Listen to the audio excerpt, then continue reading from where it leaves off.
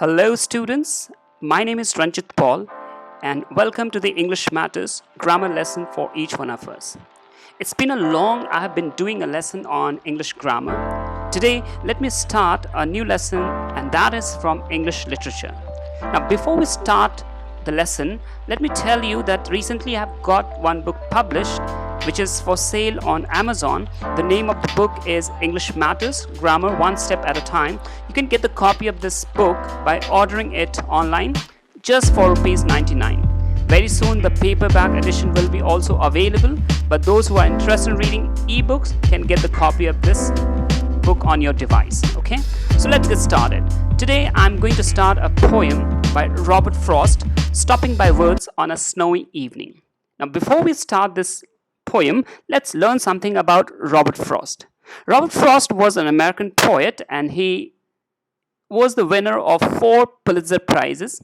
He was born on 26 1874 and died of some complications from prostate surgery. Prostate surgery is some sort of surgery done on prostate gland, and which is mostly found in men, and he died on January 29, 1963 because of these complications. And now he wrote more about rural life. His famous works include Mending Wall, Birches, Road Not Taken, and here we are going to discuss Stopping by Words on a Snowy Evening. Okay, so before we start, let me give you a glimpse. It is allegory because it has got deep meaning embedded into it. We'll understand it by breaking it in stanza wise. So basically this poem is divided into 4 stanzas. Okay, so let's start with the first stanza. Let me read it for you. Stopping by words on a snowy evening. Whose woods these are, I think I know. His house is in the village, though he will not see me stopping here to watch his woods fill up with snow. Okay, let's analyze. Now look at this poem. Whose words these are, I think I know. The narrator of the poem seems to be in a bit of confusion. He has got some sort of doubt. He says, whose words these are, I think I know. It means, let's say, for instance, you have been to a place and it's been a long that you were not there, and after a long gap again you visited the place, so probably you'll get reminded of the place by looking at the scene around or something which seemed to be familiar, and you will have a struggle within. Probably you knew this place, probably you have been to this place. So these are the questions which will crisscross through your mind. Okay, similarly this narrator says probably he's familiar with this wood. Now wood means here a kind of land area which is covered with lot of trees, so it's a forested land. Okay, so woods basically doesn't mean that he's into a forest, but probably he is passing by an area which is full and covered with trees. Okay, so that's how the scenic beauty has been described. Now he is confused. It starts with a bit of confusion. His house is in the village, though. Now he, in the second line, he confirms, oh, the owner of this wood, this forested land, lives in a distant place. Okay, he knows the owner of the wood, and since he lives in a distant place, his village is far away. He will not see me stopping here. So it means he cannot come and see that I have stopped by, I have trespassed his land area. He would not see this. To watch his woods fill up with snow. So now he is describing the beauty in a different manner. He says when he is stopping by the wood, he can really enjoy the wood, the forested land full of trees, filling up with snow. Okay, so that's how he describes that he just is on the way to some destination, and between he stops by this wood, and there he is mesmerized by the beauty. He wants to enjoy the wood filling up with snow, but initially he was confused about the place. Then he remembers that he is familiar with the place, and he is also familiar with the owner of the wood who lives far away, so he can really stay back and enjoy. Okay, now look at the literary figure the poet has used. Now if you look at the first line, whose words these are, I think I know. Now repetition of what sound, whose words, and these think. So there's a repetition of the same consonant sound at the beginning of the words is called alliteration. So the poet has used alliteration in the first line. Similarly, go to third line. He will not see me stopping here. So see, stopping. The first sound s is being repeated, and repetition of consonant sound at the beginning is called alliteration. And the alliteration has also been used here. Watch woods with. To watch his woods with fill up with snow. So it has brought a lot of dramatic effect whenever this sort of repetition is used in any given line. Okay, so look at this. And also, if you look at the rhyming verse, the first, second, and fourth line, they're rhyming. No, though, snow. Okay, if you go for rhyme scheme, A, okay, so that's it. So the beauty of the nature has been described, and you can see this is something called hyperbole, fill up with snow. The terminology, the figure of speech the poet has used is hyperbole. Woods are completely airtight, filled with snow. So this is something heightening the expression. That is called hyperbole. So what are the figure of speech we have discussed thus far? Alliteration and hyperbole. Okay. So let's go to the second stanza. My little horse must think it queer to stop without a farmhouse near, between the woods and frozen lake, the darkest evening of the year. Okay.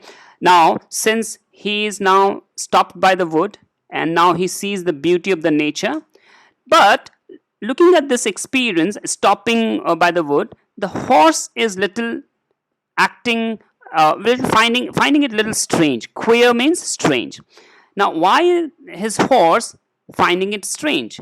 Now, let me also tell you that there are no other people apart from him and his horse. Okay. Now, he says the horse of his horse finding this stopping by wood little odd, because he says this is not the destination, this is not the place he should be stopped by. There are he has to go further, but he is stopped by this place where nothing is around, not even a farmhouse. Obviously, where you stop by, you need to have a provision. You need to have food, bed to lie down, but there's nothing as such, no farmhouse nearby.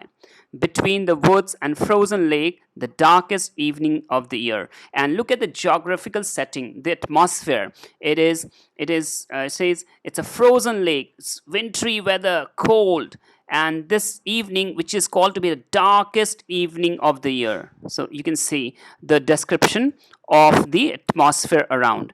And one more thing, that let's concentrate on the figure of speech used by the poet. Now, poet has used a figure of speech called personification. How? Look at the first line of the second stanza. My little horse must think it queer. Now, human quality has been given to this inanimate object or being, horse, because it can think. Now, horse is thinking, so this is called personification. Okay, power of thinking attribute has been assigned to this horse. Okay, now look at the rhyming words. Definitely first, second, and fourth line are rhyming. Queer, near, ear. If you go for rhyme scheme, C, C, D, C. All right, let's go to the third stanza. He gives his harness bells a shake to ask if there is some mistake. The only other sounds the sweep of easy wind and downy flake. Okay. Now he gives his harness bells. What are harness bells? Harness bells are the bells which is tied on the neck of a horse to control it. So you want to release it, the horse will go faster. If you pull it, the horse will come into control. So kind of rein, put a rein round the neck of a horse. That's called harness bells. And there is a bell attached to that which makes a tinkling sound. He gives his harness bells a shake. So harness bells a kind of reminder. He reminds the poet, his owner, to ask if there is some mistake. Are you making some mistake stopping by the wood? So kind of symbolic in nature, harness bells, it's a symbolic in nature, it's a kind of reminder. Suddenly something comes out of the conscience, that when we do something wrong, conscience says no, it's wrong. So harness bells, sound of harness bells is a kind of conscience hits back and reminds the poet, and the horse finding it it says, oh, there's a possibility that this owner of mine must be making some mistake. And what, there are nothing around, the only thing around is the sound, the sweep of easy wind, and the falling of the soft flakes of the snow is making. Okay. And one more thing, that in this quietness, only sound is heard is the tinkling of the harness bells, thus giving him a reminder. Okay. Now again, let's see the personification. The poet has used personification here in this particular line. Let's go for here. To ask if there is some mistake. Now horse has given the ability to ask, and that is called personification. So to ask is the personification. Rhyming words, definitely first, second and fourth line are rhyming. Shake, mistake and flake. Go for rhyme scheme, E-E-F-E. All right. Let's go to the last stanza of the poem. The woods are lovely, dark and deep, but I have promises to keep, and miles to go before I sleep, and miles to go before I sleep. Now in this stanza, the poet is giving a beautiful description of the wood. He is calling the wood to be lovely, dark and deep. So these are the adjectives or describing words he has used for the wood. Now he wants to spend more time in the wood. He says really he is enjoying the beauty of the wood. Probably if he could spend more time, then he would have enjoyed it more. But suddenly he is reminded by the promises. He says, but I have promises to keep. The conscience speaks, no, you cannot stop and enjoy and get tempted by the beauty which is so short.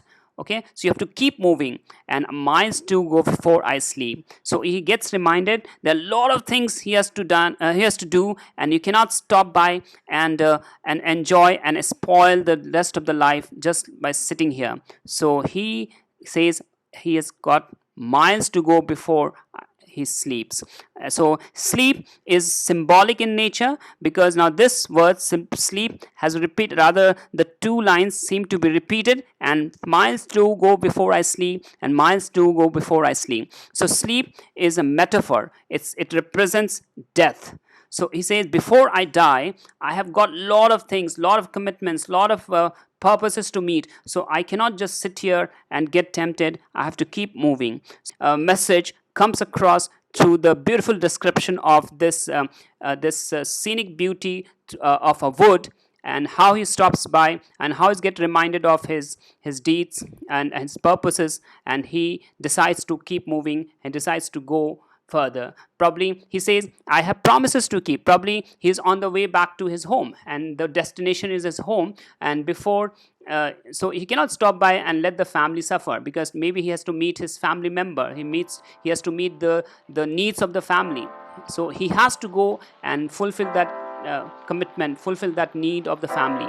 So that's the message of the poem we get through the reading from Stopping by Woods on a Snowy Evening.